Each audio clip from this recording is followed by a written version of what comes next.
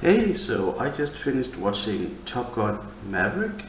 That's what the title says on IMDb, and it's called Top Gun 2 Maverick. Um, but I just finished watching it, and I thought I'll talk a little about it. I'll be upfront in the beginning. I am not a Tom Cruise fan, and that is solely because of the Scientology business. But I could easily manage throughout this movie. Um, there's not a lot of acting. There's not that much personal stuff. I'll get mentioned a little bit later. It's here for the you get airplanes, and that was the biggest thing that I kind of took away and got impressed by this movie. So you gotta admire a movie or a team. And of course, movie's not sentient. You gotta admire a movie that knows what it's selling. This is selling you airplane action, and you get a ton of airplane action in these 2 hours and 10 minutes I think was running, and I'm down with that. I'm cool with that. I like the diversity, and I like that the movie could be, hey, I'm just about airplane action, and you get that plenty. There's some amazing shots, some amazing things they do that worked really well, and the audio was awesome. You will get plenty of the Top Gun anthem, and that is okay with me because that's a cool and it's used well. You will get a Highway to Hell and airplane action scenes. It's amazing. I'm on board. I like it. I can dig it. It's that was quite a ride. Yes, it comes with the cost of characters. The characters are very 2D, say flat one-note characters. They're like stereotypes you have. I almost want to say like you have the high school jockey one, you have the nerd one, you have the girl one. Very that basic stereotype. And they also introduce too many characters to keep track of, but they very quickly zone down to the 5, 6 characters that are needed in this story. I'm trying to keep it spoiler free, even though as part of the, like I said, kind of like with Avengers, you're here for the action, you're here for the fireworks, for the spectacle. The story is just something there so they have something to do, to talk about, and it works well, I think, in this movie. You don't come here for Shakespeare, for character development. There's a little arc. It's all good. And it is throughout that this movie is about airplanes, airplanes with missiles, with guns, airplane dogfighting, airplanes flying fast, airplanes flying low. As in, they don't even waste time on the enemy. There's an enemy. There's a mission. Some pilots have to train. That is it. And the enemy is never even given a name, a location, and I thought that was fine. Like, what country do you make up a country, but then everyone knows what country you base it on, like old action movie or something. Here's a target, here's how we get to it, this is what. It's very nice, and it gets this stuff out of the way so you can get to the action, and that's why you're here. You're watching Top Gun 2.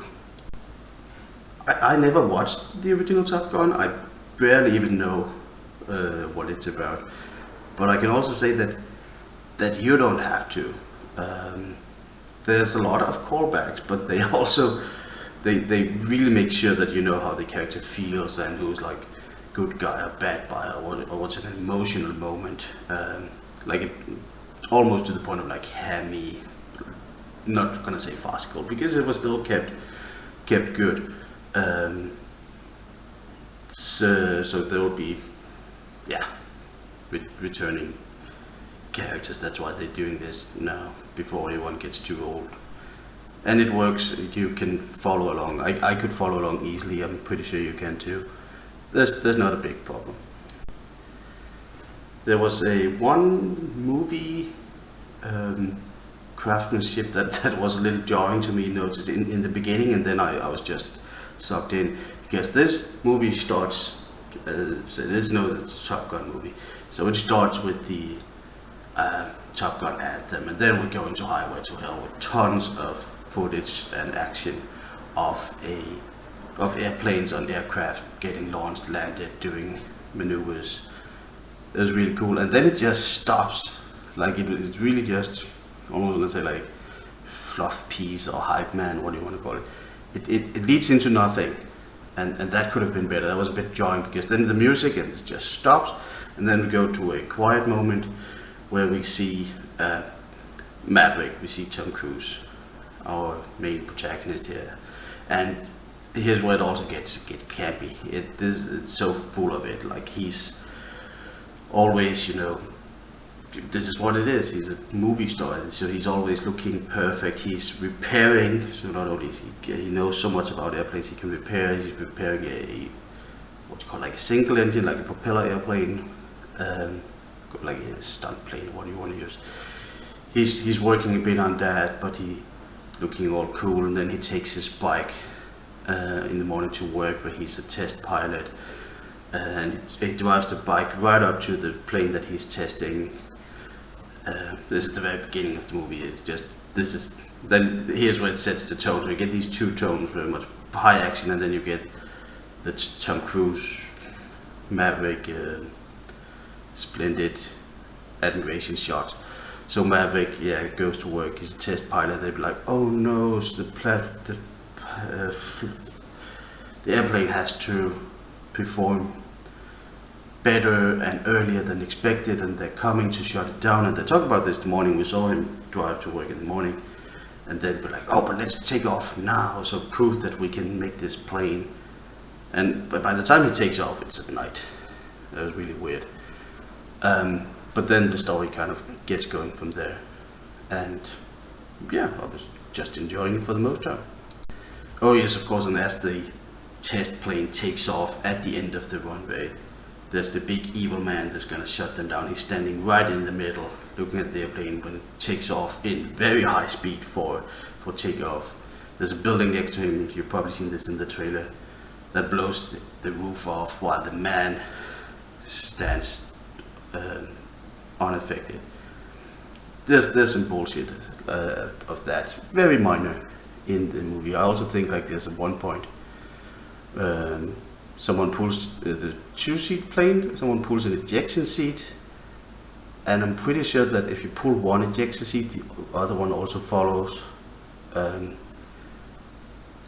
But other than that, I didn't notice much. So I just thoroughly enjoyed this movie.